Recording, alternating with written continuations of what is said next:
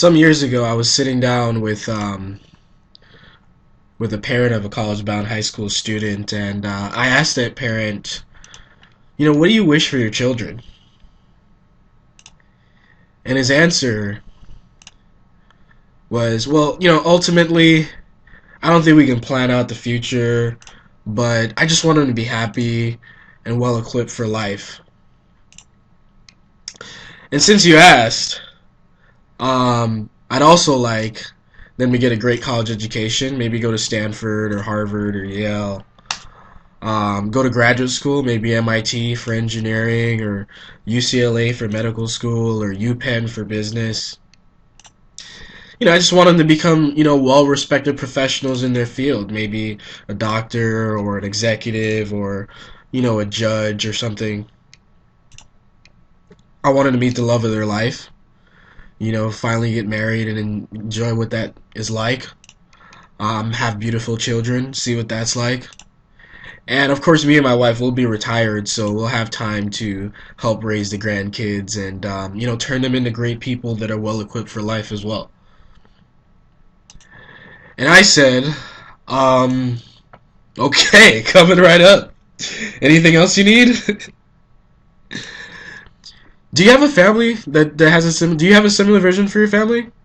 And how do you have, more than one child going to college or maybe just one? Well, here's what you need to know if that's your vision. I don't know if you remember, but there's a time when gas cost a dollar, $1.09.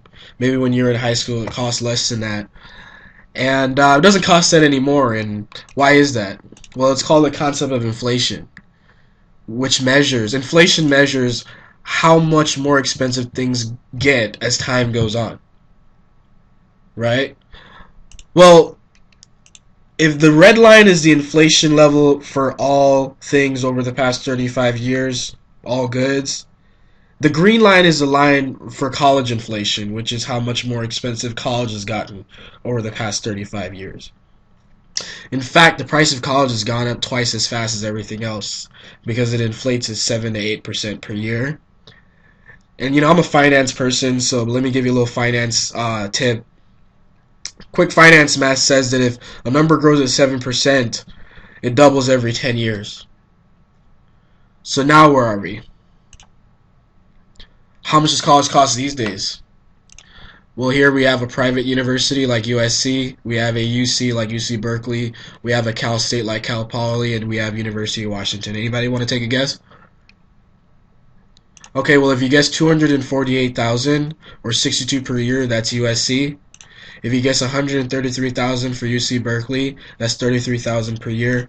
If you guess 97,000 for Cal Poly San Luis Obispo, or 24,000 per year. And if you guess 186,000 for University of Washington, or 46 per year, then you're correct.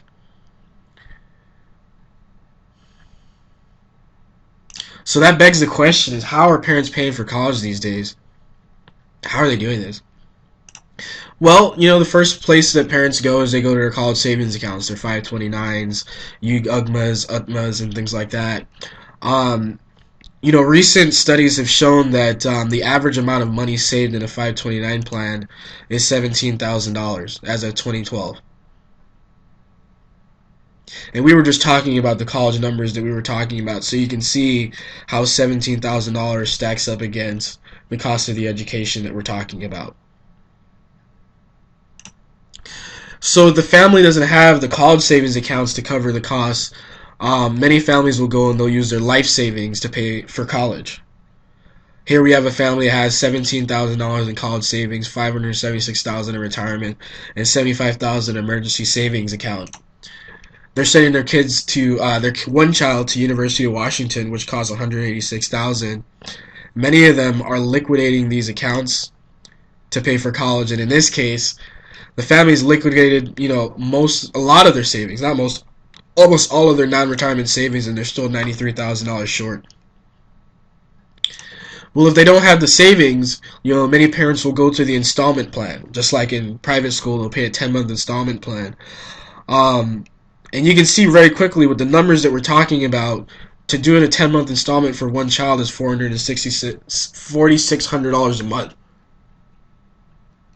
Anybody got an extra $4,600 a month to do 10-month installments at University of Washington? Some people do. The issue is that because the parent isn't planning properly, if they have more than one child going to college at the same time, now they're looking at $9,300 per month to send two children to a school like University of Washington.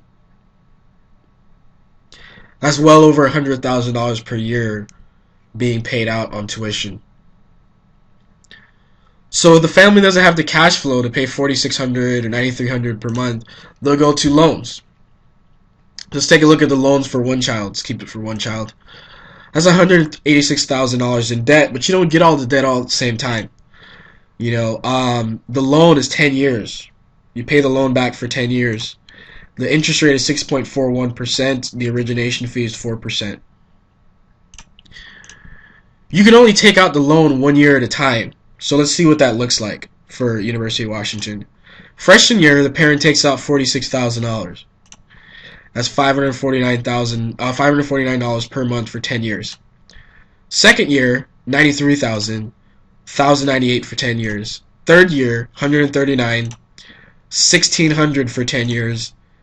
Third year, $186, $2,198 per month for 10 years. After 6 years, 6 years after the child has graduated University of Washington, the parents are still making payments of $2,198 per month just to send one child to college.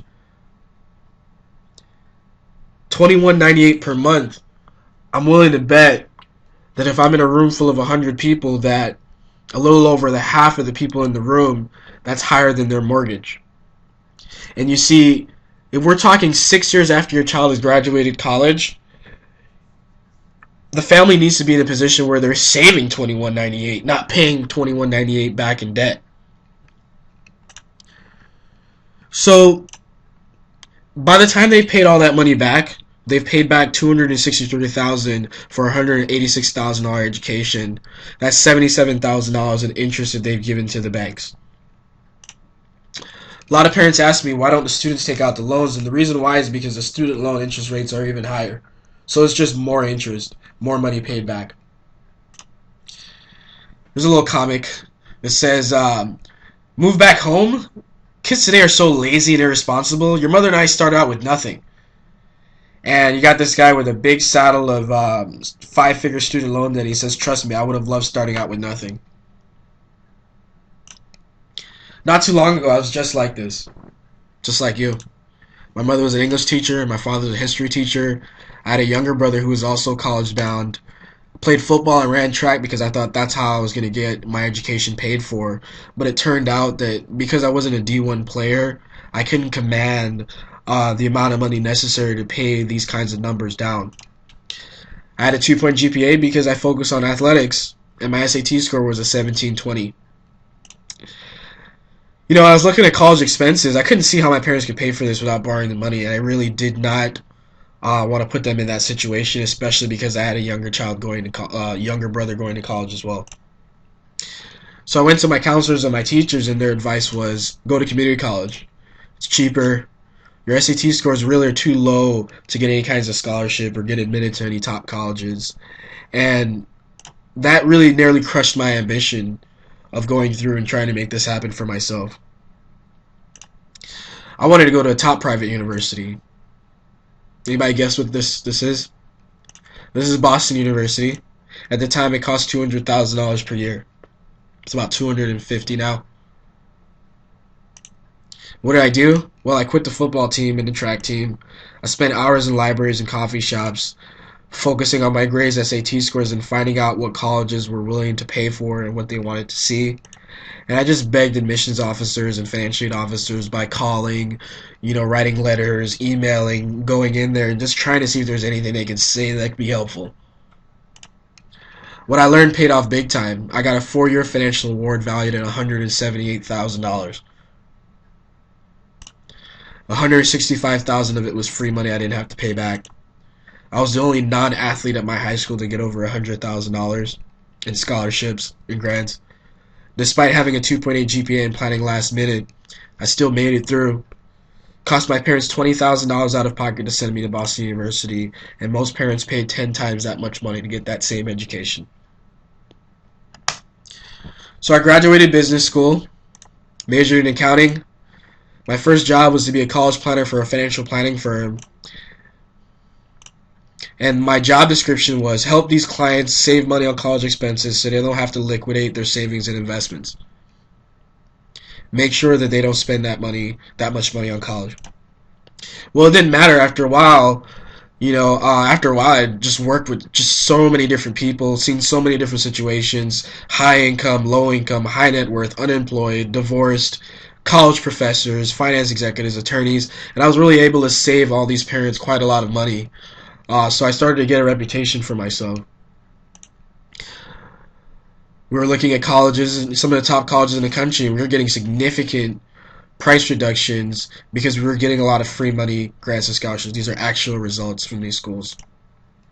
So I started College Funding Remedies, which maximizes your grants and scholarships, negotiates with financial aid offices to increase your awards, and draft plans so that you can pay for college without getting buried in debt, spending your life savings, sacrificing your current lifestyle, or just going plain broke. So I want to teach you guys something that I use in order to save parents a lot of money. It's not the only thing that I use, but it's one of the things that I use. So, here's a concept for you. One is called cost of attendance. Cost of attendance is the yearly cost to attend a university. It includes tuition, room and board, living expenses, books, travel. So cost of attendance is a per year number. So if we go back to the numbers here, I'm talking about the numbers in the parentheses here. So let's pick, University of Washington, $46,000. Not the most expensive, not the cheapest either. See what's going on here. Well, when you fill out a financial aid form, this is a FAFSA. What this financial aid form is just a calculator that determines what your expected family contribution is. You fill this out, and it spits out a number as to how much you can pay for college. So you fill out this form, calculates how much you're expected to pay per year per college. That's called your expected family contribution. You file this every year like your taxes. There's 74 factors that affect your EFC. It's 130 questions approximately, but the top 6 things that they're looking at are parents' income, parents' net worth, students' income, student net worth, household size, number of students in college. So let's do a little case study here. Let's take a parent making $300,000 per year. And first, I use this income here. One, because a lot of parents are under the impression that someone who makes $300,000 per year is not going to get any aid, and that's just simply false. But the second reason why I use that number is because if I'm using $300,000 and we're able to save money, you can assume that if I'm using $200,000 or $100,000 that we're just going to save more money. It's just going to be easier. Family has $1 million in net worth, a house, retirement accounts, some money markets. Students don't work. Student doesn't work, doesn't have any assets. 5 people are in the house, 2 people going to college. Let's see what happens when we fill out a form. Well, their ESC, when they fill this out, it computes they can pay $39,000 per year, or $40,000. So what can we do with this? Well, here's the magic formula. Whatever the school costs per year, minus your expected family contribution, your EFC, equals your financial need or your eligibility for aid. And the question is what college will meet your financial need, your eligibility for aid? What colleges will meet this number? So let's plug it in. We got a college of $62,000. Our EFC is $39,000. That means we're eligible for $22,000. That's our financial need. And the question is what colleges will give the $22,000 to us? And what colleges won't give us any at all? So that was a hypothetical I just showed you, but I went through my client files, found a similar situation. We have a husband and wife that are both accountants. Their income is together is $276,000. Their net worth is $800,000, and their EFC is $29,000. We selected Pepperdine as a school that would give them, reduction off the cost of going to college. What happened is, this is their grants. They ended up getting $21,896 per year in free money. That's 37% off, or $87,000 that they've saved on college expenses. So with a $276,000 income, this is how much they got. And we create these stories, over and over and over, just different top colleges. These are actual results, as I said before. And to just end the story that I showed you before, the parent that had this dream of all their kids getting such a great education and so forth. Well, this is the report back from his first child who got $47,000 to attend Johns Hopkins University. And if you know Johns Hopkins, that's one of the top colleges in the country, especially for any kind of science-related or medical-related field. You guys learned something so far? Okay.